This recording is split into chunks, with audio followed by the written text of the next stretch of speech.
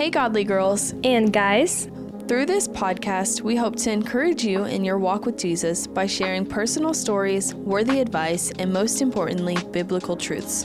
tune in with us every Friday and stay in the loop throughout the week by following us on socials at XOXO Godly Girls. We are excited to grow with you in this faith journey. Are you ready? Hey, everybody. Welcome back to the podcast. My name's Abby. My name is Tori. And today we are kicking off our relationship series. And so, Tori, you want to tell them a little bit about what we're talking about? Yeah, so today we're going to be talking a little about some questions that girls might be having for guys. And me and Abby aren't guys, so we don't really know how to answer all of these, but we're going to do the best of our ability. Unless... Yeah, we don't.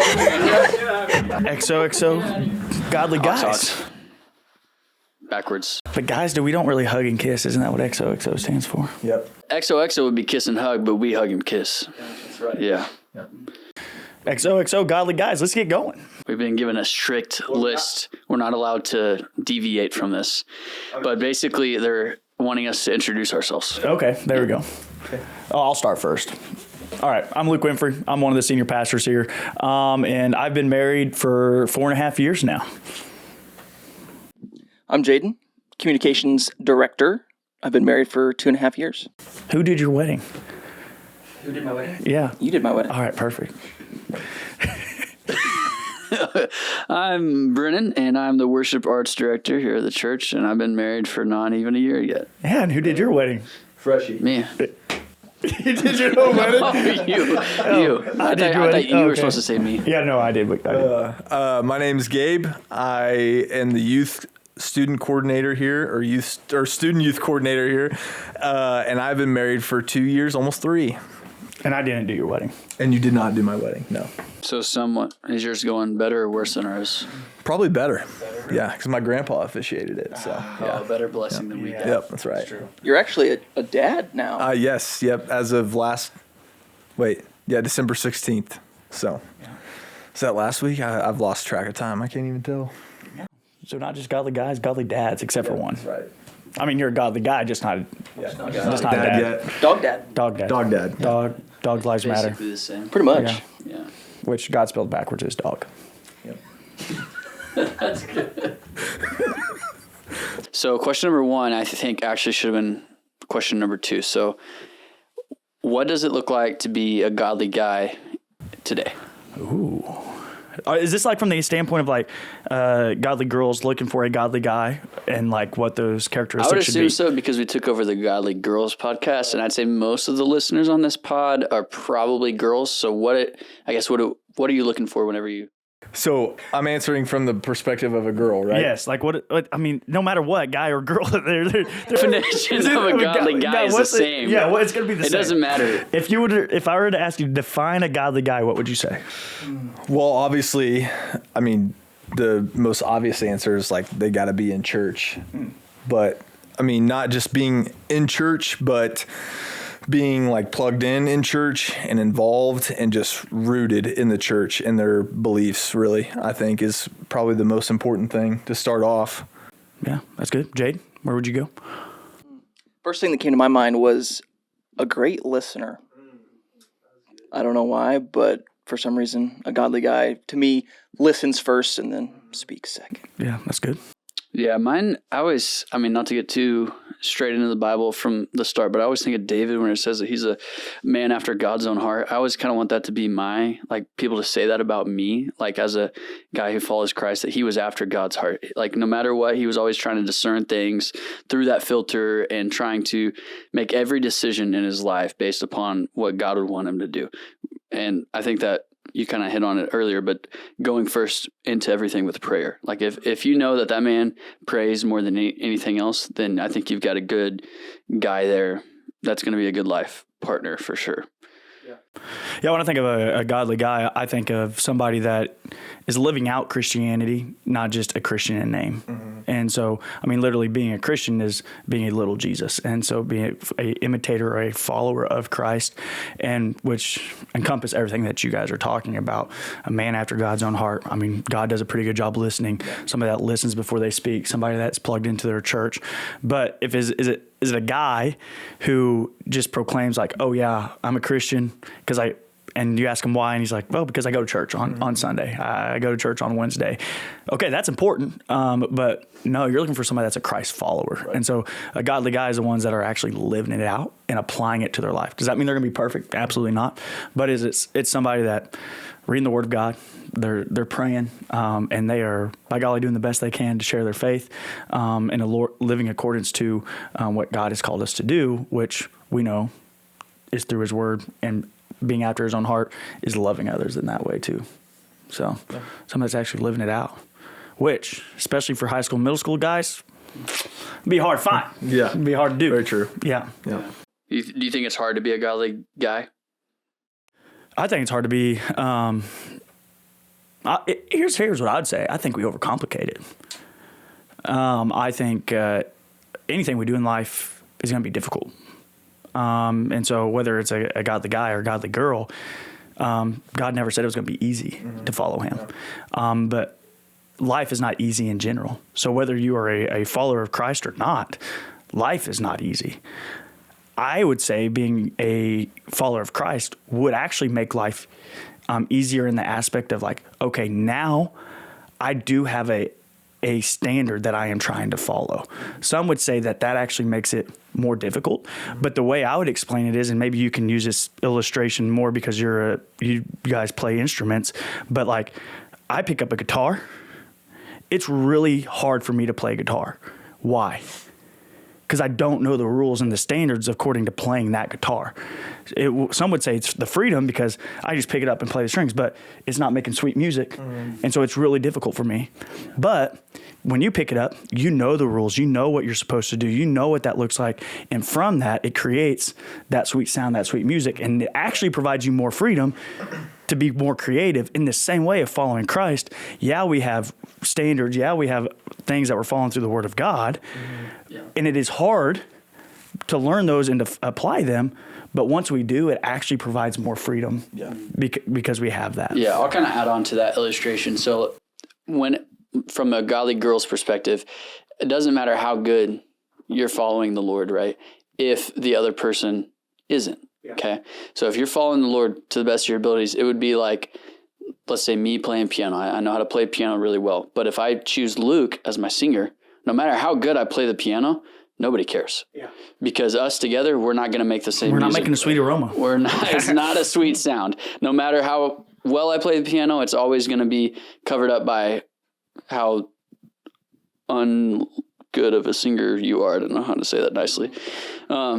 I was trying to think through it. But it's really good. But part of that is because you're holding me to a standard that I don't even know is out there. Yeah. Like because I don't hear tone, or I don't know how to harmonize. We're not playing by the same rule book. Correct. When you're not playing by the same rule book, things that you think aren't wrong because you're like, I'm just singing. I don't know what notes to hit, and I'm over there cringing. Yeah. And it's making me hard to be able to follow the rules of my music because you're not following the rules of the music.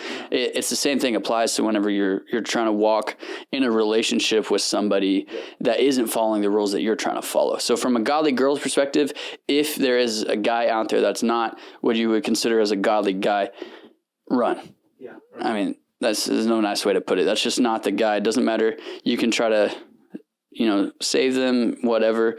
I don't think that's necessarily everybody's calling to be in a relationship like that. And I would say in most cases, it doesn't end out perfectly. Yeah. Not all cases. Obviously, when your co-host is met a guy who wasn't walking with the Lord yet. So, but I think their story's important. I mean, she drew a line in the sand though. Like it was important for her, and there was going to have. I would say that Abby saw the potential in Colton of like what would take place when that did happen, and kudos to Colton and the Lord working through that. Things took place. Mm-hmm. Unfortunately, in most cases, that's not how it works out. And so, but you asked the question like, is it hard to be a godly guy? Again, I'd say anything worth doing in life and giving your life for is going to be difficult. But that's a good thing, not a bad. Yeah. I'd go on to say it's almost impossible to be a godly guy. I think I could be wrong, but I think once you figure out the rules and the standard of the game, you realize you'll never meet that standard. And so you have to fully rely on Jesus to carry you through life because you know you'll never meet that expectation. Be Christ-like, not Christ. Yeah. You won't be able to be Christ, Yeah. but you can be Christ-like. And I think that starts with just having discipline to even pursue that. Like being disciplined and, okay, I've got to show up to church, but not only show up to church, but I've got to read, I've got to pray, I've got to serve, I've got to love like Jesus would love, and relying on Jesus to get them through the rest. But it's having that discipline of, I've got to start here and I've got to start now to follow that. Yeah. So if we're in a relationship series, we're talking about godly guys, what does that look like? We would essentially say that looks like Christ. And we would say that's the biblical model, because if we believe if you're dating, you're going to be dating for marriage. Right. And what does the Bible say about marriage? Who is the Christ figure in the marriage? The husband, the guy. They're called to lead their household like Christ leads the church. Yeah. Yes, you're correct. Does that mean we are going to be perfect? Absolutely not. But are they already living their life in that Christ-like way, so that when you guys do get married, then they are going to be leading your household in that direction? Yeah, it's good. Great. So the next question is, where are they at? It's a good question. Where are they at? You answer first. Where are they at? I mean, they're there. You're probably just looking in the wrong places. We can tell you where they're not. And that's Yeah. obviously in like secular places like bars and stuff like that. You're not always going to find, the most godly guy in your secular world activities. So, yeah. That's a part of the equation. I would say both for guys and girls, because a lot of people that we deal with, they're like, oh, I want me to find me a good godly girl, or I want to find me a good godly guy. And it's like, okay, where are you trying? Like, what ponds are you fishing in? Oh, I've been trying these online dating apps. I've been trying Tinder. I've been trying, or I go to these parties and, and I'm hanging out with this group of friends at school. It's like, okay, you know why you can't find a godly guy or a godly girl? Because the people you're hanging out with. Yeah. Like, if you're hanging out with those types of people, the only types of people you're going to see and find are those types of people. Yeah. And so if you're wanting to find a godly guy, godly girl, you got to be going to places where they're going to be at. And guess what? They're not doing what everybody else is doing. Yeah. Now, that'd be said is like, okay, I come to church, but I come to church and I see those same godly guys, that are out at the parties, that are doing these things. So how do we know who's a genuine godly guy and who's not? And so that's, I think, where the part gets difficult in the question. Yeah. Well, we all know that everyone's going to have a sin struggle of some degree, right? And just because you see that person at church doesn't mean that they're necessarily going to be a good leader and be a good leader for your future family. Just because they go to church doesn't mean that they're following it. It could literally, especially like if you're in those teenage to high school years, it could just be because mom and dad say, get up and go to church. Yeah. This is what we do on Sundays. That could be the extent of their relationship with Christ, which we know that doesn't carry you very far. Right. Once you get out of high school, once you are on your own, just being drugged to church by your parents is not going to save you. It's not going to keep you leading your family in a Christ-centered way. Like it's going to fall at some point. So that can be just looking for people that go to your church or go to a church in your community. It doesn't mean that that's going to be the most godly guy and someone that you need to look and pursue a relationship with for sure. Yeah. And so we would say we have 4 godly guys here. All right. Honest question to all of you. If you had a daughter, would you want your daughter to date the you that you were at when you were in high school? Oh, absolutely not. No. Negative. Yeah. Correct. Yeah, right. Yeah, me not. Too. Yeah. And I think that's important to say is because I believe that there's godly guys out there, but there's so much maturity that takes place in the heart of a man, stepping from becoming a boy into a man. And there's things that we have all experienced, from the sin side of things, but also maturity of like a lot of guys are not ready to make that type of commitment or in a spot spiritually where they are ready to lead you. And that's why we joke around about, hey, probably shouldn't date till after high school. Yeah. But in all seriousness, it's kind of true because in a guy where he's at spiritually in high school, there's going to be so many strides that takes place after those years of high school. But we also say that, and all 4 of us here married our high school sweethearts. Yeah. And so that's also kind of crazy to think about. And so that's where I would tap into, going back, if I had a daughter, I would not want them to date Luke in high school. But what I'm so grateful for about my wife, Emily, is she saw the potential in me. Yeah. Yeah. And not so much she was to the point where she didn't even say yes to dating me. until she saw like, yes, you are somebody I could marry someday. Yeah. But dating her, it truly made me better. Like it made me want to be that godly man that I knew God was calling me into. And I would say for her the same way, that I had the same impact on her. And if we were to go around the room at some point in all of our relationships, I think that is where the agreement came upon. And so it's not that godly guys are not out there. Right. It's not that there can't be godly guys in middle school and high school. I'm just saying there is such a spiritual maturity that takes place, especially those later years of high school, junior and senior year, but then especially after that, where I would just caution on dating earlier, because it's going to be harder to find those godly guys earlier on compared to where they're at later on. And I think you say it quite a bit when we talk about relationships, is becoming the one. Yeah. So I don't think it's so much of like, where are the godly guys at? I don't think the question, you shouldn't really be searching for the godly guy. The godly guy is going to search for you. So you become something that attracts a godly guy. Yeah. I could be completely wrong on this, but I feel like a godly guy, or a guy who truly has a healthy fear for the Lord or relationship with the Lord, is typically more disciplined in some aspect of their life. So like a lot of us are disciplined in fitness. And so I think that... So a lot of us, like all four of us are not. Which one of us all would of not us, be disciplined? Okay. All of us are disciplined. I was like, is there one that you don't think is disciplined? Like, which no, one would, all of us are disciplined in like fitness or eating healthy or whatever. Who's the most disciplined? Well, to be fair, in the past 2 weeks, Gabe's done the least amount of workouts. That's true. So we would all be more That's disciplined. because I just had a kid, but that's besides the point. Anyways, I feel like that can honestly translate, though. Like if you are disciplined in something of this world, or like fitness or eating healthy or taking care of your body, I feel like you're going to be also disciplined in your spiritual relationship with Christ, in my opinion. What if I'm disciplined in playing Fortnite? Is that really is that a healthy discipline? I make sure I do it every night. That doesn't mean it's healthy though. Like what do you get from playing Fortnite every night? He's using let's use the biblical word for discipline. Yeah. It's good steward. Yeah. And so like we'd say we are good stewards with our bodies because of how we take care of it. Right. I would say including in stewardship would be, are you a good steward of your time? Somebody that wastes hours of their day playing video games probably would not be the best steward of their time. Unless you're getting paid for it, and then it's worth it. That's another debate. But I'm not that good. So. So, but you brought up something that's near and dear to me: becoming the one. And again, what was so admirable, and I'll brag about Emily. That's what she spent her life doing. And how many guys would try to ask her out or want to take her out on dates, and she just simply was like, no. Like, I'll enjoy hanging out with the boys, doing all the different things, but she had a very strong line of stand. And I think a big part about it, though, is there's been so much social pressure on, like, you need to be in a relationship or you need to be talking to somebody, or it's just like we all have this innate need inside of us that we like that emotional security and of somebody making us feel good. Right. And so when he says those words that tickle your ears and everything like that, and it makes you feel good, warm and fuzzy, like that, we like that, and girls like that too. And so you strive for that. And if somebody's going to tell you that on a daily basis, you're going to be in a relationship with them. So you like getting your ears tickled?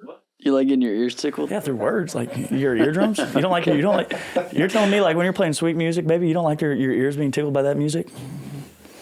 I've never just said it like that. You've never heard? No. Anyways. I hope you don't say it like that to Emily either. It'd just be weird. It would be kind of weird. If Emily starts talking, you're like, man, everything you're saying right now is just tickling my ears. I tickled her ears. This is those pickup lines, bro. Oh my goodness. All right, so we need to go to the next question. Did that answer that one? Where are the godly guys at? They're there. They're there, but some of them still need to mature. Yeah, I heard it one time really, really well, and this will kind of tie into the next point, but there was this, he wasn't a pastor, I don't know what to call him, but he was given a message, and he was talking about basically this concept of whenever, and it goes along with being equally yoked, but he was more of along the lines of like running your race, becoming the one type. And he's like, the problem is most of us are trying to run and look around us to see who is there and who's the one, and is there anybody around me that I might be able to mingle with and get in a relationship with? When, if you're in a race, anybody that's especially done like sprint work knows, if I look left and right, I'm slowing down.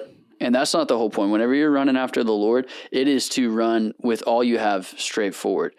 And the goal is that eventually the person that you're looking for is also doing the same thing. And what you're going to find out is you guys are finishing the race towards marriage at the same time, because you guys are both running straight forward and not looking left and right. But the second you look left and right, or he looks left and right, that's one of you're my out of the favorite race. examples to share with like youth guys is don't be so worried or fixated on finding a girl right now. Focus on your relationship with Christ and grow in that, because eventually there's going to be that one that's doing the exact same thing. And you'll be like, hey, let's just run this together. So I remember like my prayer whenever I finally reached that maturity, like man, you know, I do want to find, I don't want to just date any girl. I want to date a godly girl. My prayer started becoming, help me find the one that's running the race ahead of me. Mm-hmm. And so help me find the one that is, that loves Jesus more than me. And I thought I loved Jesus as much as I could, but if I found a girl that loved Jesus even more than I did, then I'm not going to be looking left and right. I'm going to be chasing her because she's chasing the Lord so fast. Yeah. In the same aspect, as a godly girl looking for a godly guy, you don't have to look left and right whenever he's also chasing the Lord. Yeah, that's good. Yeah. That's good. Yeah. That's good. So what does it look like to be a leader from a man's perspective? What does it look like to be a leader in the relationship?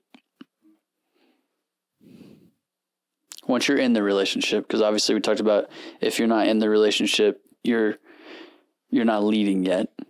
I also think this could be a little bit of a sidebar topic, but you don't become the leader until you get married. So I see a lot, especially in relationships and dating, where the guy tries to be the spiritual, and I fell into this trap too. The guy tries to be the spiritual leader. Well, you're not her leader until you guys get married. And so trying to be a leader and trying to teach your girlfriend all these spiritual things, that's not your place yet. Yeah. And even though in her family there may not be any spiritual leadership or any spiritual head of the household, because her dad may not be in the picture, her dad may not be a follower of Christ, that doesn't make you get to step in that role. Yeah, but I think you're talking more about verbal leadership. But to me, the greatest leaders in life are ones that don't have to do it verbally; they do it through their actions. Yeah, they don't have to say, "I'm the leader." Yeah, and so the only thing I'd push back onto that is, I would expect a godly guy, to start leading in his actions before that takes place. And so like, you may not have to tell her, you better be reading your Bible. You know, you have to come to church, but you just do it if the guy is doing it out of the overflow, like the joy of him going to church, the joy of him, like while they're on the phone talking about him in his Bible reading, and then simply ask like, hey, what are you getting out of the word? Or like, you know, different things like that. That's leading through action. Mm-hmm. And then you're being somebody that they want to follow. Yeah. But I'd go like the godly leadership aspect. I'd even go back. I think it takes place before you start dating. Like how, hopefully you guys don't just immediately jump into the relationship. Normally we would say that there's a talking phase. Yep. Then there's probably a courting phase. And then courting phase. I've heard of that before. That's the very simple of like, you know, you go from talking. We might be talking to, not saying you should, but you know, you might be snapping or texting a couple of different people at the same time. Correct? Courting is like, you're not dating yet, but you've kind of narrowed in. It's like, if they were talking to somebody else, you'd be jealous or you'd be upset. Like it's kind of agreed upon that. You're both holding on to the both holding on. See, I thought the talking stage was you guys are like just you and her just talking, and then that's it. Just one on one. Yeah. No, not like physically talking one on one, like you are. No, I know that. That's what any of this matters. I don't think any of this matters. All I'm saying is anything before dating. I just have never heard of the courting phase. It's the in between. Yeah, I've never heard of that. I always just assumed it was talking, dating. It's like basically you're dating, but you haven't popped the question yet. Mm-hmm. Yeah. Like you're over at her house every night. Maybe not every night. But you're not dating. Yeah, but doing that every night? Every night's a little excessive. I lived out in the country. Is that a little clingy? Probably a little clingy. Well, probably a little. Maybe a little bit, yeah. I mean, if you guys are good, your girl will be asking you to come over every night. That's not. But like that's what like. I'm just like you're probably texting every day, right? Yeah. That's what we're getting. Snapchatting. Anyway, I would say it'd be wise. It'd be wise. I'm not in the game anymore. To see how they obviously. It'd be wise to see how they're leading you before you guys officially start dating. Yeah. like why you're feeling it out, why you're getting to know them and see where they're at. How are they leading those conversations? How is that guy, like, what you're observing, what actions he's doing? Like, I would think the leadership starts even at that point. Yeah, but they're not your spiritual authority at the same time. No, but I do think that's like there is a distinguish, like, hey, you do need to watch how he's leading his life, how he leads his friends. How does he talk about his family? How does he talk about his mom? And they're like, because all those are important when talking about leadership, because you want to know the type of leader he's going to be in your household. You know the type of leader he's going to be to you. It's probably the same one, how he treats his mom, how he talks about his mom behind her back. That's probably what he's going to do later on. Right. Like, and so that's the type of stuff, like, as he's already leading in those areas, you can assume that's how the type of leader he's going to be later on. Now, a man stepping up after you're married, I think that's a totally different conversation. But if we're talking about before they start dating or dating, there is a level of leadership there that and I think the leadership that happens before marriage is more so the question of what are they leading you to? Yeah, like 10,000%. Whenever we talk about Christ being the head of the relationship, or Christ being the head of the church, well, what does Christ lead the church to do? Freedom from sin. Right. That's the one thing he does. And when it comes to dating and relationships, I think our responsibility as guys and girls to look out for this in a guy is that guy leading you towards sin or away from sin? Yeah. It's a real quick check because you know right away. Like, it's not like, oh, he's doing mostly, like, you know right away. Is he leading you towards or away? And if he's going to be a good Christ-centered figure in the marriage, it's going to be someone that's leading you away from sin, the same as Christ leads the church away from sin. Yeah. That's been a big revelation for me over the course of the past couple of years of just thinking about that in the role of marriage. Yeah.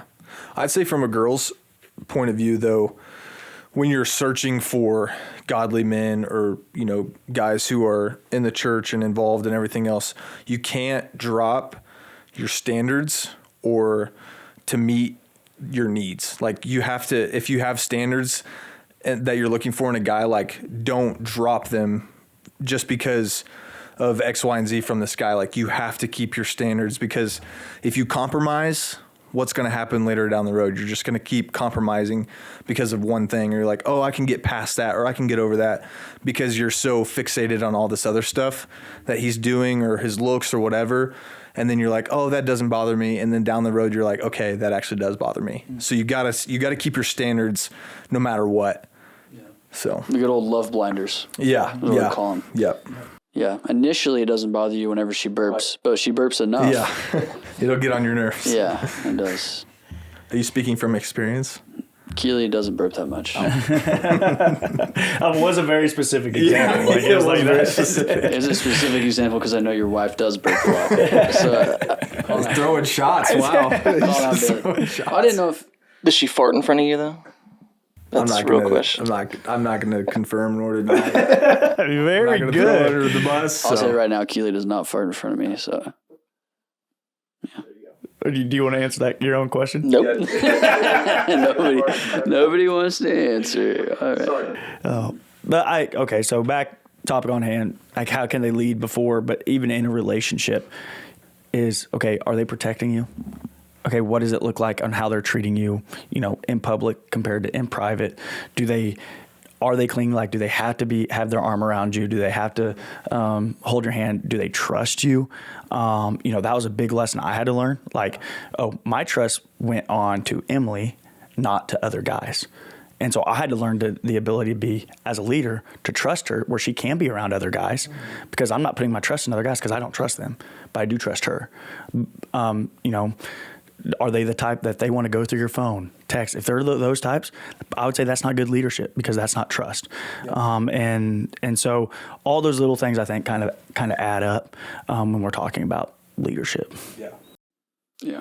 I think we've talked a lot to the high school, middle school demographics. So let's talk a little bit. Obviously, none of us have been married for a super long time. But whenever it comes to being a leader in the marriage, how do you know immediately, what's a telltale sign that a guy is abusing their title of leadership and authority within the marriage? I think it could be, one way is like literally stating the obvious, like, well, I'm the leader of the household, so you have to do what I say. like you have to mop the floor because I told you to because I'm the leader, or you know, like To get a very specific example. That happened last night, dude. no, trust me, that did not happen last night.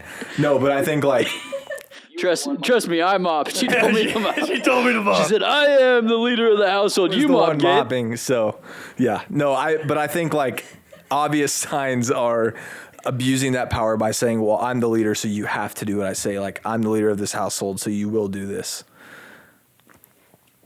That's good. We kind of talked about it earlier, but leaders don't. Yeah, like you just said, leaders don't have to state that they're the leader. They don't have to vocalize that, hey, I'm in charge. That's right. Like, they just take initiative. Yeah, leaders don't have to command. They set the expectation. Yep. But how do they set the expectation? They see it. And so, like, just think of the greatest leaders in your life. Like, did they have to tell you to do X, Y, and Z, or you just saw it in them, and so now you knew what that expectation was? Yeah. So in the same thing of marriage, like, are you willing to do anything in the marriage? Are you willing to mop the floor? Are you willing to step up and clean the dishes? Are you willing to do those different things? Or are you going to go home and play Fortnite and then just tell them, the other person, to do it? So, like, that's the leadership model that I like to follow. And so that's the one I try to embody in my household. Because now, especially raising two boys, I know they're seeing me and how I treat their mom, and they're going to become the same leaders that I'm doing. And so I want them to see me like, hey, I'm not going to sit down. I'm not going to do those different things until everything else is in order and everything else is taken care of. And that's where it becomes like a partnership as it goes. And then as the Bible would say, as we sacrifice in those ways, then that's when it says wives will then submit to their husbands. Yeah. It doesn't say have a blind submission and a blind following, but it actually says when they love you in that Christ-like way, talking about sacrifice, that is when the submitting and everything comes in that form. Yeah. But why do you follow Jesus? Jesus never commands you to follow him, right? It's an invitation. Yeah. And it's an invitation because we willingly submit to him because of his sacrifice. Right. And in the same way, that's what we want to embody to our families and show them. But as we're talking about like older couples, as they're even getting together, I've talked about plug in here for Roger. Like if you look at Roger and Caitlin, who started dating at a later phase in life, and if you've heard him tell their story, their very first date, what did they both do?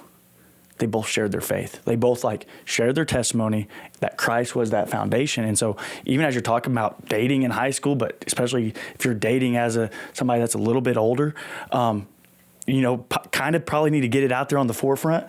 Hey, this is the standard we're coming from. This is my testimony. What's your testimony? And if they're not willing to share their story and how much they love Jesus, probably well, okay, they're probably not the one, And so that's a good test right there at the very beginning, even as you start dating, what that relationship's going to look like. One of the Robertson boys from Duck Dynasty actually did that. He said he saved himself so much trouble or having to go through all the trouble of dating so many women because at his first date, the first couple things he said is, listen, I'm a Christian. I will not have sex before marriage. I will not drink, whatever else. And he said there was a lot of them that literally got up and left. Yeah. He said, but then there was that one that stayed. It was nope, that's exactly what I want for my life. And then they were able to get married because they had the same foundation, they had the same principle. And I just thought that was always so cool, how he just kind of hit that head on, I will not drink. I will not have sex before marriage. We won't have kids outside of wedlock, all that stuff. And I was like, man, that's awesome. Well, and I think that's a good even rule of thumb going back to even high school. Yeah. I mean, can you imagine if you were having those conversations in high school? Oh yeah. And if you were as you're just starting that talking phase or whatnot, and that's what you talk about on your first date, that, they're serious about this. And what it does is it sets you a standard. So whenever you do kind of veer off, you can help each other be no, remember that this is the standard that we set for this relationship. Are we actually going to follow it or are we not? Yeah. And so it kind of gives you that foundation from the very beginning. Nothing else matters except for this, because here's the thing, it's going to happen whether you're in high school or middle school, later on in life and you start dating, if you guys are alone together and you're attracted to one another, the natural bodily thing that's going to happen is you guys are going to want to do things together. Yeah. I would even say that that's not wrong. That's your body doing its natural course, natural action. And it's a good thing that you are attracted to them in that way. Yeah. the problem becomes if you guys have not set that foundation and that standard that you're wanting to uphold, then you guys are going to go closer to sin instead of you both leading towards what God is calling you to do in that moment. Yeah. But if you never set that standard, you never set that, then what do you have to fall back on type deal? Yeah. So wouldn't even start dating until you have that like standard or that list that that you know you want for your life. Yeah.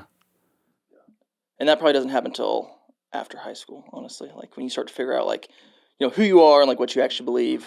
So just don't date till you're out of high school. It sounds so crazy. Yeah. But then even to say like, we all started dating, you know, before while we were in high school, but we would all go back and even say as guys like, hey, the spiritual maturity that takes place after that moment is so huge. And so I know it maybe is kind of sad because you don't see guys living that way in high school. My question would be go back to what can you do? You can start praying for a future husband. Yeah. That they are making those calls, that they are laying that foundation and leadership in their life already. Yeah. And I'll be honest and say that my relationship with Bailey, like in high school and even after high school, should have not lasted. Yeah. Because there, like you said, you go through that phase after high school and, you know, in college and even after, like you go through that phase where you're starting to grow in your walk with the Lord and become more mature as a man of God. And it took me a while to figure that out. But like through that process, there was a lot of things that I was very immature in. And it took a toll like on her and our relationship because I was being selfish. I was being naive and just completely oblivious to like very obvious things that were going on. And so our relationship shouldn't have survived. But because she had a lot of grace and because I started to develop discipline and discernment in my life, and she was doing the same, we were able to make it work. And it was rough for a while, and like she'll tell you the same thing, but we were able to figure it out. And she was running her race and I was running my race, and we eventually started running it at the same time. And we had more biblical conversations. We had more Christ-centered conversations than we ever had. And I don't think that ever would have happened if I wouldn't have had a reality check of like, hey, you got to get it together. And like I said, it shouldn't have lasted. And so in all honesty, dating after high school is the best way to go because I had a lot of maturing to do on my part. I was just lucky enough to get to do that with her, having grace and being by my side through that entire phase. Yeah. So I think I can talk for everybody besides maybe Luke on this one, but I think Luke might actually, I think all of us have had since, like, we talk about the high school sweethearts for us, but all of us have had some pretty, maybe rather big road bumps or speed humps, whatever you want to call them, in the relationship where it's been. What's a speed hump? Same thing. It's the same thing as a road. Probably meant speed bump. Speed bump? Is that what it's called? Yeah, it's not. You thought it was called a speed hump? And a road hump. Road hump and speed bump. Are they not called humps? No, it's called a bump. It's a bump. Oh. Because it doesn't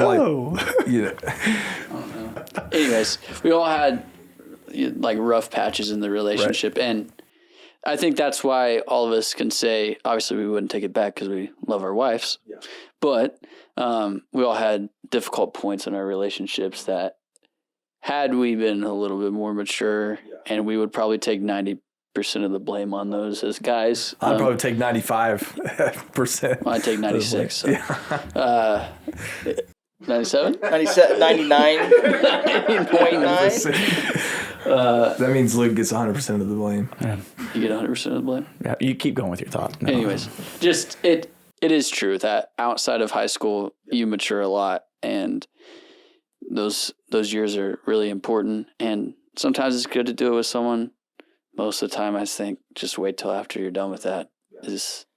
Well, it's like one of the most monumental like moments of your life. You're entering into, adulthood. You find this freedom. You move out of your house, and so now these thoughts and like these beliefs become your own. And so I think it's really important, honestly, to just figure that out for yourself. Because if you add another person into it, then you got like, it can get messy. It can get really messy. And so I think it's important to take those few years out of high school for yourself, honestly, and just do a little self-work. Which is not what I did, but. And that's why I don't think it's impossible to find while in school. Emily and I would say before Emily and I even started dating, that's when I was stupid. And it's because I was not ready to date somebody that was at a godly place like she was and who she is. And, how me hurting her took place before we even started, because we were best friends beforehand, and to the point of like we both kind of knew like she wanted to date me, I wanted to date her, but I'd already written off like I had no chance with her. And so like I made some decisions and started talking to other people and like unintentionally hurt her really bad, and which pushed back Emily and I dating for a long time. Which ended up being a good thing because I was not in a spiritual spot where I needed to be with her. But we remained best friends. And, how we had all kind of circled back to where we even started dating is, we started the youth group we were in. It was like we were going through this Bible reading plan, and we'd call each other every night and talk about, what'd you get out of this? Yeah. And she'd talk about just as best friends. And then it was like, I was even talking to another girl at the time, and literally in the midst of like going through all that, I was like, holy crap, I'm in love with this woman. While I was dating, like while I was talking to somebody else. Yeah. And like that showed you like how bad of a spot I was in. Right. Cause like I just wanted to be in a relationship. And so, but then after I ended things with that one girl, then Emily, like, she still made me wait, 6 months because she knew of everything. Right. And so, but through that maturity and through all that, I had all my surgeries and all the different things where, I had my come to Jesus moment, and I really was ready to devote my life to the Lord, number one. And so that's how, like, how can it work in high school and before, because we talk about a lot about the maturity that happens after is Jesus really their Lord? Yeah. Like, is he really sitting on their throne? And like above even you, have they devoted everything to him? And if they've already done that in high school and they're living it out, then okay, yeah, now we can start talking about what that might look like in high school. And fortunately, Emily and I both got to that point where Jesus was sitting on our thrones before even above where we even loved each other. And that's what was able to make it work. Yeah. So, but this all stemmed from talking about leadership and relationship. And you did say something. And you guys didn't mean to say it, but I think it's so true about leadership. Some of the greatest leaders in your life, when something goes wrong, they take full responsibility. And when I think of a godly man, and I think of a godly leader in a household, no matter what happens in the household, they take responsibility. Like, they have the humility to say they could have done something different. Yeah. They could have approached a conversation differently. They could have listened a little bit better. They could have noticed things that they didn't see. And they are humble enough to take responsibility, but then help come up with a game plan to make sure that never happens again. Right. So if you are in a relationship, where it's very much not that, where they're very much really easy to point out your flaws and what you're doing wrong, but not really to show that humility, I would say that's poor leadership on that guy's part. And for those who are married and maybe their husband is not operating in that godly level of leadership as a godly guy, my encouragement to that wife would be, you have to lead your kids in this season, and you have to draw the line in the sand that you're going to bring God into your family. And so that means no matter what, you're going to church on a Sunday morning. If he goes with you or not, you're going to church.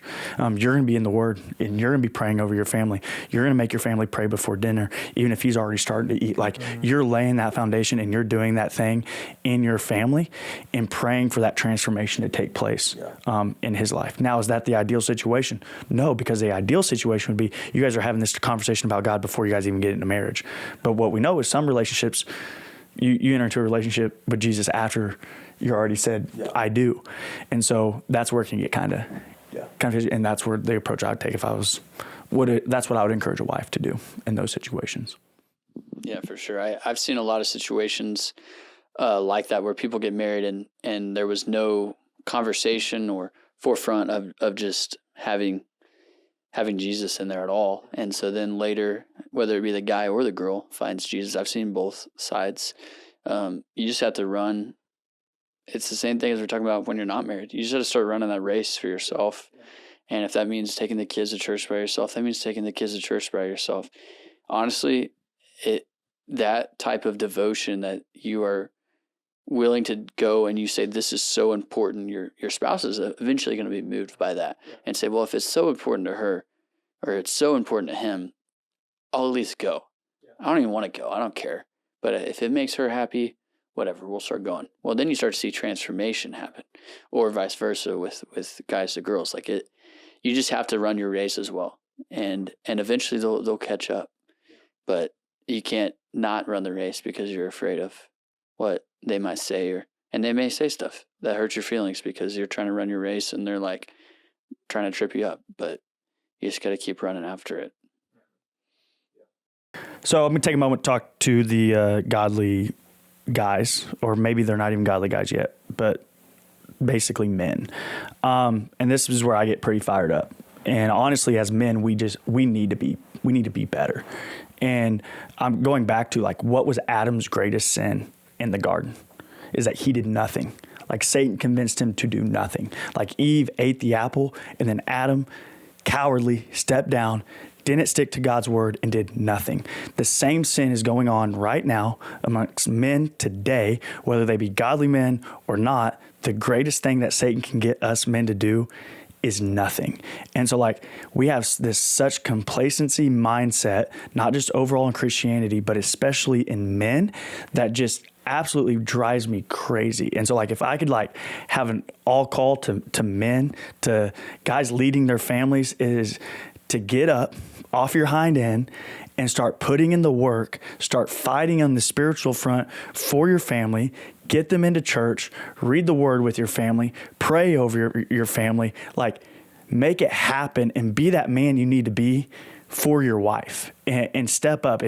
And you may complain like, oh, well, she's not doing these things around the house. We're not as intimate as we want to be.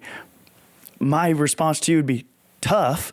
You go and do those things. They are all connected. If you lead her in this way and you love her in the Christ-like way, and you're leading her spiritually, you're making her feel safe emotionally, guess what? It's all connected. That's when the intimacy is going to start taking place. We always jump right to that part, but if you're not taking care of her spiritually, emotionally, mentally, you're never going to get to the intimate side of things. And so if you want things to start changing in your family, guess what? As a leader, it starts with you. If you're upset with your kids and how things are going, it starts with you. If you're upset with your marriage, it starts with you. So get up, start putting in the work, and we just got to stop. Like the greatest thing Satan can get you to do is to do nothing. Yeah. And so if you want to see the change take place, start putting in the work and make things happen. And I would say that's what we are here for now. I'm not saying we know everything, but that's why it's so important to get plugged into a church so you can find other godly men who can help you get to that point in your life. So that's my tee up, and you don't have to wait till you're married to start putting in that work. I would say like godly guys, start putting in that work now. Like if you're in high school, whatever, if you want to be different, like it takes work. And so start raising those standards in your life and creating those disciplines right now, and it will carry over to your marriage one day. Don't know if any of you have anything to add to that. No, I definitely think that's good.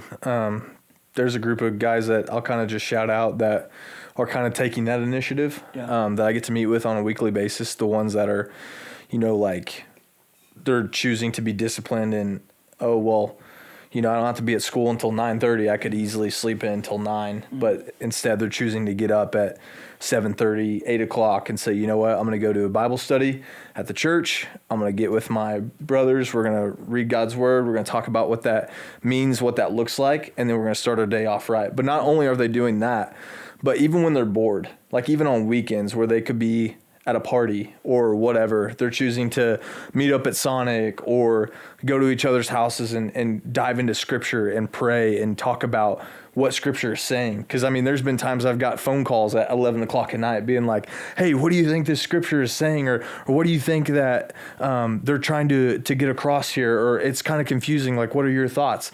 And they're just talking about it, and they're devoting their time to growing in Christ. Like, that's what you want to look for in a guy, is those who are disciplined, those who are seeking Christ on their own time, those who are figuring that out right now. And a lot of those guys aren't even in relationships. Yeah. And so they are taking that initiative, and they're saying, I want to be different. And they're not just saying that, but they're showing it. And I asked them, I asked them to ask themselves this question, because I was asked this in high school and I couldn't answer it. But I asked them to ask themselves, who is God to you and why do you believe in him? And I said, I don't want the answer of, oh, well, he's my savior, he died on the cross for my sins, or, oh, I believe in him because I don't want to go to hell. I said, I want it to be something that's like more meaningful, more impactful to you. Like, if an atheist or a person who is a non-believer came up to you and asked you this question, what would you tell them? And would they believe you? And they came back the next week, and they all gave me their own unique, in-depth answers of why they believed in God. But it's those kinds of people that you want to seek, that you want to look for, that are being disciplined right now, and they're not even in a relationship. Yeah. But just kind of tagging off of what you had to say with that. It's good. So there's godly guys out there, is what you're saying. Absolutely. So what would you say to a godly girl who's in a relationship who realizes the person she's in a relationship with is not a godly guy, nor does he have any desire to become one? Yeah, I think a big part of that too is listening to friends and family. And so the people closest to you in your inner circle, if you're a godly girl, I'm going to assume you have godly girls surrounding you. And so you have people who love you dearly enough to tell you the truth. And my bad relationships in the past, guess what they all have in common? My godly friends, my parents, and my sisters especially told me to run. And I had the love blinders on and decided not to. There was one girl that I dated that unanimously, all of them said, you better not mess this up. Even my sisters. And it was Emily. And so I would say, like, a good test is, like, you have those godly people surrounding you, listen to them. If they are telling you, like, hey, they're not treating you the way they should be treating you. Hey, there's something different about you and we don't like it. All of that is a good sign that you need to run. Like, get out of there. Now, here's the issue I think we get into. You look at them and the potential that they have because you see their good moments. And you're like, oh, but it could be like that all the time. Well, guess what? God did not ask you to marry them based on potential. Mm-hmm. Yeah. And so, like, you don't have to stay in that relationship. And whenever you say no, like, and you get out of it, you maybe are not saying forever. You may not, but at least right now, the way they are and the way they are living is not the person you should be with. Right. Now, one day, once they get to that spiritual maturity after, high school, they may have those couple of years that we've already talked about. Mm-hmm. You may be open back to it again, but it's not a promise that you have to be the one that walks them through all that. That's not what God is calling you to do. And so that's what, that'd be my encouragement on that part. I don't know what you guys have to say on that. It's a tough thing to do. Especially depending on how long you've been in that relationship for. You're comfortable. Yeah. If I leave this person, what is my family going to say? What are they going to say? There's all these variables. But I think, I don't know, I feel like if you're getting those hints from your parents and your friends that you trust, I feel like you'll also know the answer, I think, deep down. And so it's listening to that and taking action on it. But I think that's the hard part, because I feel like I know a lot of people who were in relationships that they knew they wanted to be out of, but they were comfortable and they'd been there for a while, so they just stayed. Well, that's what I think. There's the hard part is we always put such a finality on it. But the truth is that the relationship if it's operating in that way, the truth is it needs to die. Mm-hmm. And when you guys come back together, if you ever do come back together, it would be a different relationship because you're operating with a different foundation, because your current foundation obviously is not Christ. But if you ever want to get to that point, something's gonna have to die for something else to be born again. And so I think that's kind of what you were hinting at is like, yes, it can be hard to leave, and because you are comfortable, they may know things about you nobody else does. And honestly, a large part of what we see is people don't want to leave that relationship because you maybe crossed a line with them that you told yourself you'd never cross, and because you gave them that piece of you, you don't want to go back, and so you're praying that it works out because you've already given them a piece of you, and the same. But here's what I would say: if you love the Lord, God's grace extends over into that. He redeems you. He renews you. You have to walk in the obedience to the Lord and not in obedience to your feelings in that moment, and that has the potential to change your family forever.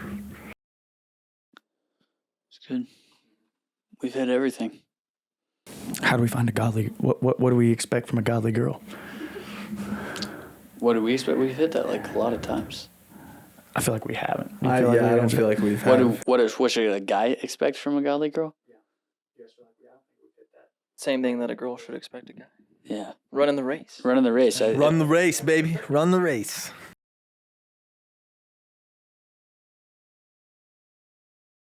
I have one question to add. Yeah.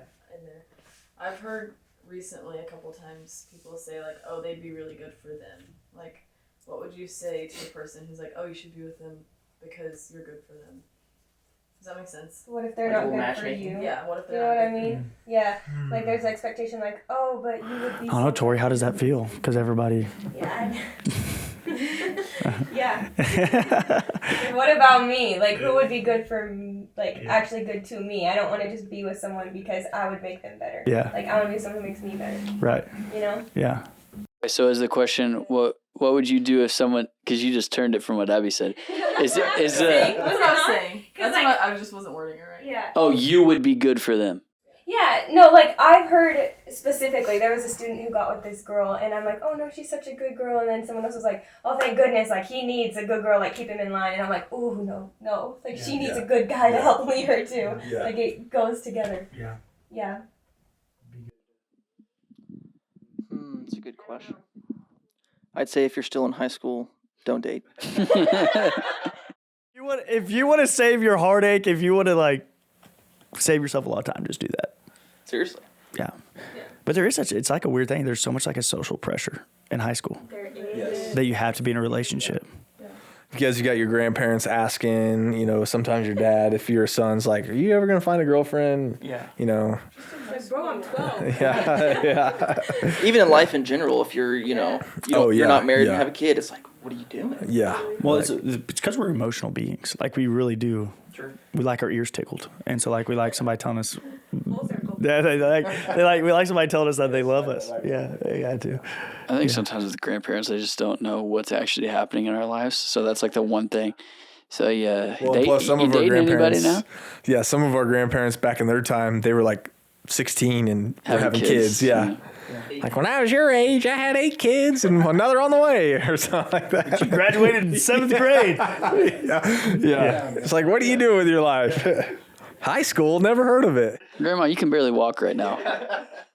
Get off of me on the kids thing. Okay, so I'll address the question. So the question is, what's the response when somebody says, "Oh, you'd be good for that person," or "They would be good for you"? I would say that question comes up whenever somebody's trying to set you up, whether that again be high school, after marriage. What would your guys' response be to that? Well, I think it's two very different things. If someone's saying you would be good for them, then probably not the right. Like, if that's the only reason, like, you will make their life better and you will improve their quality of their relationship with the Lord, that's a totally different thing than saying they will also help you.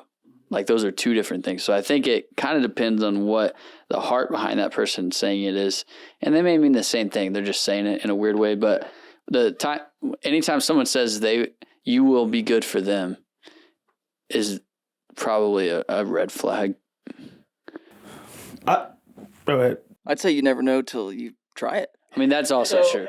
Well, I mean, you go on your first date. You have your standards that you set already, and then if they're a match, they're a match, and if not, they're not.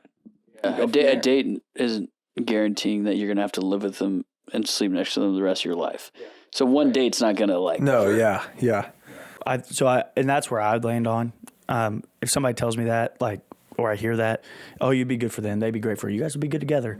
Honestly, it shouldn't matter what they said. Now, if it's somebody close to you, like, obviously I'm going to take that into account because they're judging their character. But my mind even went to, man, I would have hated to hear what people said about me to Emily. Mm-hmm. Watch out for this Yeah. wacko. Yeah. And so, like, my encouragement, no matter what, number one, are you in a spot where you are spiritually and emotionally ready to enter into a relationship? Yeah. Because if you're not, you shouldn't even be having the conversation. But if you are, and somebody does make that, you go in with an open mind and open heart, not with the pressure of, oh, we'd be good together, or they'd be good for me. You go in with the open heart with the same standards, and get to know that person for who they are, and not just what everybody else says about them. Because it doesn't matter how they treat, well, it does matter how they treat everybody else, but it really matters how they treat you. And so I think it's important to take note to what people say, but you have to get to know them on that level before anything matters. Yeah. Anyway, so yeah, go ahead and answer. What drew you guys to your wives? Like, what made them the godly girl you want to? Say that one more time. Yeah, Say it with more you like enunciation. mumbled. What'd you guys think I said? Nothing. We couldn't tell. You sounded like you were just with your wives. What drew you guys to your wives? Like, what Drew you what- guys yeah. to your wives. Okay. Yeah. If you're not physically attracted to her, I don't think you're going to make a move. I think that's part of it. I do think that's part. Yeah. And you're going to have let's just be honest, you're going to have a boring marriage if you're not attracted to them physically I do think that comes into play. Yeah. at some point. Yeah. I think being attracted To your To each other spouse matters, should be. yeah. It was her smile. Smile. Yeah. That's good. Okay. After that, what? After physical attraction. Yeah. Initial attraction. Next, for Keely, she loves bigger than anyone I've ever seen, and that really pushes me because I don't love as big as she does. That's true. And Amen. so, I see that. and so she's got a heart for people that are in tough situations, and we have conversations about that a lot. And even just like she brings up foster care a lot, and she has a heart for people in the foster system and just different things. She loves really well and feels very deeply, and I don't. So I think for me it was a little bit of that missing puzzle piece of I need someone who can feel when I can't feel. So I'd say that was a portion of it. And she loves the Lord, but that was like all connected. Her love for the Lord gave her a love for people. Yeah. I think for me, for Bailey, because I knew her all throughout high school, but we were in completely different social groups. Like I was kind of like the quiet kid, kept to myself with my group of guys, and she was the, popular, like A+. What's the A+ was hard to get into. No, well, yes, she was Stuco. West for Gabe. A+ was community service. I don't know why I dude. said A+. No, she was in Stuco. What's the thing that you get like nominated for? Oh, Magnet. Magnet. Yeah, she was like a Magnet candidate. Wasn't a suck-up. Very popular. She was very well known. She didn't really have like a stranger, and for me that was not the case. Like I kept to myself. I'm very introverted, and so just anywhere we went, and even now, like there's no stranger to her, and so she's always like saying hi to people or talking to people. Like even if it's just a conversation that she can jump in on, she is all for it. Or like when we're in the elevator, like it's not this awkward, weird silence where you're just standing there, and stuff like that. And so that was like what kind of really attracted me to her, was just her bubbly, outgoing personality, because that is not me. And we've had multiple conversations about like, you just need to be yourself. And I think that she's brought a lot of that out of me, more than, what I was in high school. But definitely that. And then, since Bailey and Keely are sisters, she's also had like just a super genuine, kind heart that's for everybody. And, she just always kind of keeps me in check. Like when I'm kind of like wanting to do something a little skeptical, she's like, no, we have to do the right thing. Nothing like illegal or anything like that. But she's like, When I'm wanting to rob a gas I station, need more details. when I'm trying to rob a gas station of ghosts, she tells me I need to pay for it. no, nothing like that. I won't even try to explain it because it's not going to make sense. But this sounds really bad. We can cut this part out. All right, I'm done explaining. That was beautiful. I loved it. I'm saying, like, there's been times where have you ever just had change and you're like, I don't want this, so you throw it away? Money? Like actual money? Like, You don't have like a change jar? like quarters, dimes, nickels, but you're just throwing money away? If it doesn't add up to $1, I don't want it. That's pretty skeptical. You don't have the spot in your car where you just throw all the No. all the Well, change? okay, I do. Like if I'm going through a drive-through and they give me change, I keep it. But You if don't just throw it out the window? This is why you love her. I love her because she'll pick up that dollar where I'm so rich that it costs me money to stop and pick up the dollar bill, but she'll stop and pick up the dollar bill. Okay, this is When I try to litter, Keely tells me to roll my window up. So we're in the same boat. you could have helped me out forever ago and you just let me suffer through that entire moment. No, she just has, like you said, like Keely, she just has a good heart, good morals and stuff like that. And sometimes that can be something that I struggle with, is like when I think something's not necessarily bad, she's like, are you sure about that? And she kind of like helps me navigate that. It's like, okay, I can see why. All right. On a serious note, her loyalty is one thing that I love about her, was attracted to her by. She's probably one of the most loyal people I know. If you're on your team, she's on your team. If she's not on your team, she's not on your team. So that's one of the things that I love about her. Even when I was unloyal, she kept her loyalty to me, and so that's something I'm very grateful for. Also, she's very kind. She's very bubbly. I love it because we can be in like conversations and I don't have to talk. She just does talking for me, and so it's nice. And she's just kind to everybody, and I love that about her, because there'll be times where I'm not in a good headspace, and she'll kind of reel me back in. So lots of things to love. That's what. Yeah. I guess mine for Emily, she was different in that, like, I mean, that's what attracted me to her. Like, she was different than anybody I ever met, from everything about her. Her faith, her personality, and the fact her standards were so high. Like, I knew from the moment we had a conversation, like, I was like, somebody like her is who I want to marry. I didn't think I had a shot, but like, that is what attracted me so much to her. She was different than any girl I'd ever met in my entire life. And a large part of that is because of her faith. Directed her so strongly, but she was also so outgoing. She didn't know a stranger and still doesn't know a stranger. Her heart for people. And, yeah, that just drew me in. And then how much my family loved her. I mean, my grandma immediately said, like, if something happens, we're kicking you out of the family, and we're keeping My her. parents said the same Yeah. thing. And, seeing how she treated her family, I was like, yeah, that's how I want my wife to treat our kids, one day. Mm-hmm. And so, like, but also she's just so full of wisdom. I do like I'm the leader of the household, but she is so full of wisdom. And like you guys were saying, keeping me in check, but also just providing insight or perspective that I didn't even think about. And so, yeah, just everything, just so different. And that's what, like, there are girls listening to this podcast. If I could give you any encouragement, be different. Like, don't try to be what the world says you should be or how you should act, because if you are looking for a godly guy, he's going to be different than anybody else you ever meet. So you be different than anybody else, in a good way, because that's what Christ calls us to be. And so, yeah, that's to end it on a serious note. We all married high school sweethearts, and they all names end in Y. XOXO, godly. Who wants to say it? With that being said, XOXO, godly guys. That sounded so good. If this podcast is encouraging you or helping you grow in any way, please let us know in the comments. We'd love to hear from you. Want to be a part in the ministry God is doing?